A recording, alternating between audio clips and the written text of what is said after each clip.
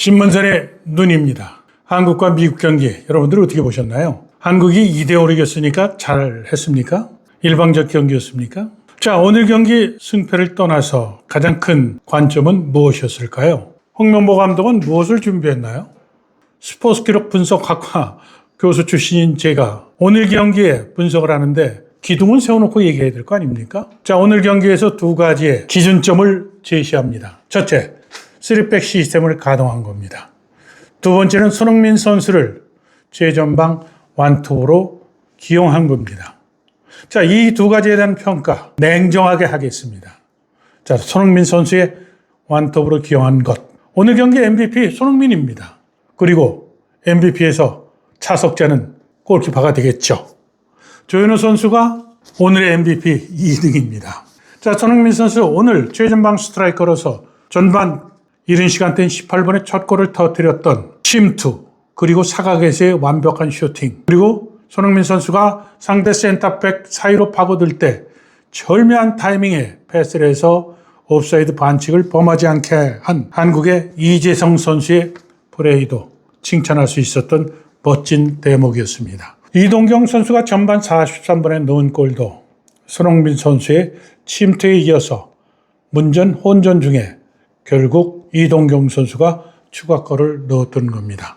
손흥민 선수가 윙어가 아니라 최전방 스트라이커로 기용이 돼서 잘한 점은 옵사이드 함정에 빠지지 않고 늘 상대 수비와 손을 맞춰 있다가 침투할 때 들어오는 미드필더들의 날카로운 스루 패스를 받아 먹는 플레이는 미국 팀에게 괴로운 계속된 순간이었습니다. 이동경, 백승호, 김진규, 이재성 모두 피딩하는 패스에 대해서는 일가견이 있는 선수들이었죠. 자, 반면에 낙제점을 줄 수 있었던 대목이 있었죠. 그것은 바로 3백을 구성한 김주성, 김민재, 이한범 선수. 수비 숫자를 늘 상대보다 많게 끌고 가는 형식은 갖췄습니다. 수비 숫자를 많게 하는 형식이라고요? 수비 숫자가 많으면 뭐합니까? 미국과 경기에서 90분간 슈팅 숫자 극명하게 나타납니다. 미국이 0대1을 졌지만 슈팅이 무려 17개가 있었고 한국은 5개밖에 하질 못했습니다. 자, 이것을 긍정적으로 평가하면 5개에서 2골을 넣었으니까 효율성이 높았다 이렇게 볼 수 있겠죠. 그렇지만 경기 90분 제가 해설한 그 내용의 기초에서 설명을 한다면 오늘 경기에서 손흥민 선수는 MVP고 조현우 선수가 2등이라고 얘기했던 근거가 바로 조현우 선수의 선방이 없었다면 한국팀은 2골, 3골을 내줄 수 있었던 위기의 상황이 많았습니다.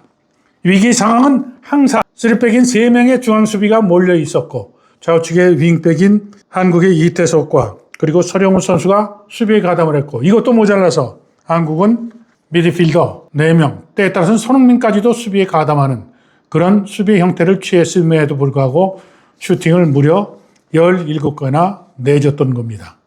이러한 그 상황에서 한국 대표팀은 3백 시스템에 대해서 자칫 2대0으로 이겼으니까 성공을 거둔 것이라고 또 잘못된 판단을 할 것 같아서 정확하게 짚는 겁니다.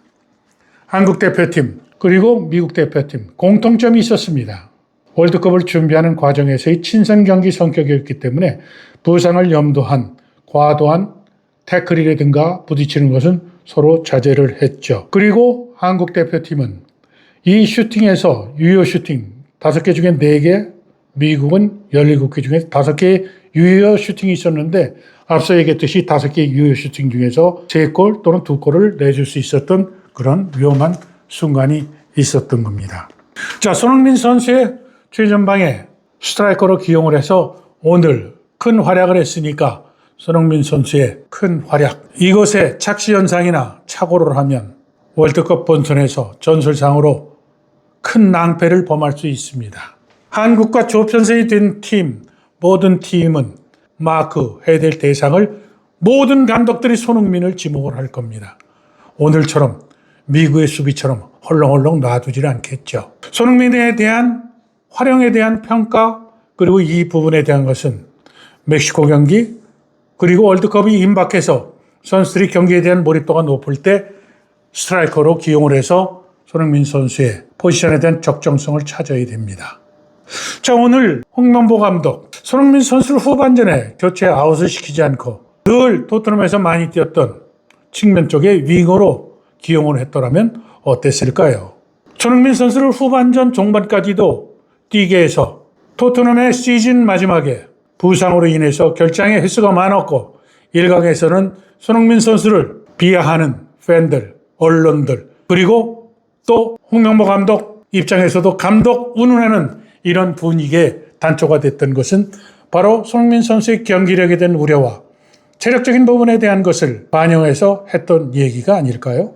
손흥민 선수가 90분간 풀타임을 뛰는데 체력적인 문제가 있는지도 오늘 경기를 통해서 확인을 했더라면 어땠을까요?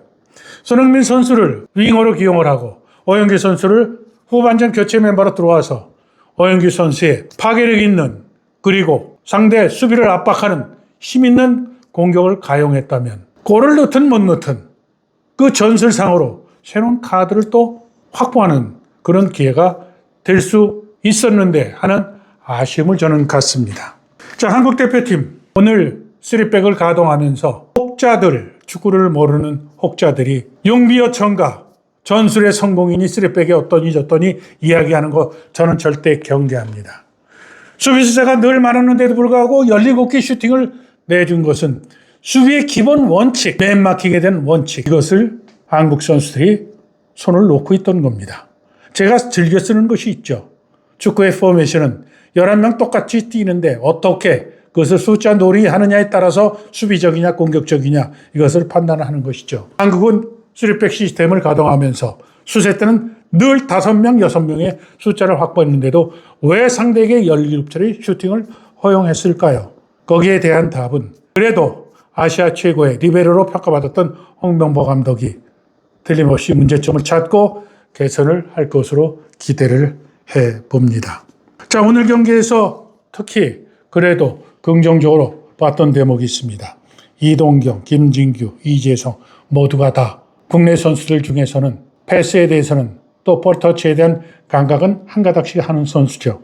여기에 다수의 수비적 성향의 백승호 선수도 그동안 한국 대표팀의 수비형 미드필더로 봤던 선수들의 투박함과는 다르게 볼에 대한 감각이 백승호 선수도 있는 선수였죠. 미국이 수비를 표현이 어떨지 모르지만 널널하게 하면서 공간이 많고 패스에 대한 정확성 있는 시도를 할 수 있었던 상황은 이동경과 백승호와 김진규 그리고 이재성의 플레이가 빛을 발하는 상황도 있었습니다.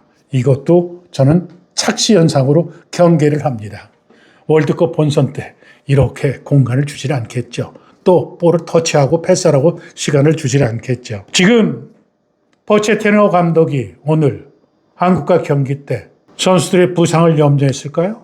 그렇지 않으면 유럽의 주요 선수들은 또 부르지 않은 이유는 어디 있었을까요? 자, 미국 팀이 오늘 경기에서 한국과의 입장은 달랐습니다만 월드컵이 지금 남아있는 시점 그리고 연습 경기 성격으로 벌어지는 평가전의 결과에 취해서는 안 된다는 것을 다시 한번 강조를 합니다. 자, 오늘 경기에서 2대0 스코어에 비례하지 않는 데이터만 몇 가지만 짚겠습니다. 볼 점유율 대한민국이 46대 54로 졌습니다. 특히 후반전에 오영규 선수를 포함을 해서 대량 선수 교체를 한 이후에 후반전 경기는 일방적으로 수세에 몰렸습니다. 전북팀의 거스포의 감독, 작년에 플레이오프로 몰렸던 전북팀이 올 시즌 독주하는 가장 큰 이유 중에서 가장 큰 대목은 바로 교체 작전입니다. 전북팀이 지고 있거나 그렇지 않으면 비겨서 무승부로 갈 수 있는 상황에서 늘 했던 거스포에서의 작전 중에서 티아고를 전반에 내보냈으면 꼼파녀를 교체를 넣고 꼼파녀가 주전으로 먼저 많이 뛴 경우가 많았죠. 꼼파녀가 스타팅으로 나왔다가 티아고로 바꿀 경우에 이승우와 이영재, 권창훈 선수를 집어넣죠. 권창훈 선수는 어떤 때 공격적으로 전환하면서 공격적 성향이 있는 풀백으로도 가동을 하는 극단적인 전술의 변화도 꾀했던 적이 한두 번이 아닙니다. 그리고 전북팀은 이러한 교체 작전의 성공을 바탕으로 해서 분위기를 확 바꿉니다. 그 중심엔 누가 있었나요? 바로 이승우입니다. 한국 대표팀 미국과 경기에서 교체 선수를 집어넣고 왜 후반전에 그 교체 이후에 일방적으로 미국에게 몰리면서 수비에 전전긍긍을 했을까요? 후반전 교체에서 들어간 선수들에게는 중요한 숙제가 있었습니다. 바로 한국 대표팀의 공격에 대한 패턴의 변화에 전술적 실험과 시도가 필요했던 것이죠. 특히 오영규 선수 올 시즌 자신의 소속팀에서 많은 골을 터뜨리고 또 기대주로 주목을 받습니다. 월드컵에서도 교체 멤버로 쓸 수도 있고 때에 따라서는 주전으로 쓸 수 있는 선수인데, 그렇다면 후반전에 수비에서 끊으면 오영규가 교체로 들어갔을 때 끊으면 오영규에게 경쟁을 시켜주는 그 패턴 플레이가 서너 번은 나와야 되지 않나요? 딱 한 차례 측면에서 크로스해서 오영규가 헤딩 슛을 했던 장면밖에 없었습니다. 그리고 카스트로프 선수는 어떤 역할을 임무를 부여해서 교체를 썼나요? 카스트로프 선수도 후반전 교체 이후에 2대0으로 이기고 있는 상황인데도 카스트로프 선수는 거의 존재감을 발견하지 못할 정도로 경기가 수세에 몰리는 경기 흐름으로 갔습니다. 이렇게 전술적인 중요한 체크 포인트를 한국 대표팀은 미국과 중요한 그 먼 나라까지 비행기를 타고 가서 학습의 효과를 얻지 못한 것을 저는 꼬집습니다. 자, 멕시코와 경기 때 한국 대표팀, 제가 얘기했던 홍명보식의 축구에 대한 색깔을 보여주십시오. 홍명보 축구는 월드컵을 준비해서 무엇을 준비하고 있는지 보여주시기를 촉구합니다.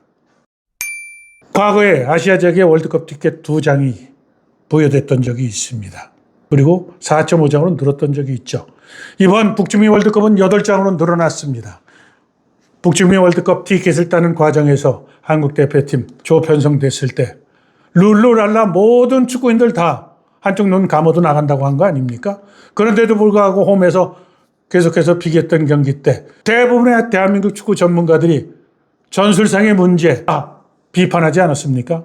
홍명보 감독 멕시코와의 경기 때 홍명보의 축구가 뭔지 월드컵을 준비하면서 3백 시스템을 가동하면서 드러난 문제점을 어떻게 개선시킬지 신문사는 더 큰 눈을 뜨고 대표팀을 평가하고 그리고 분석을 하겠습니다. 신문선의 눈이었습니다.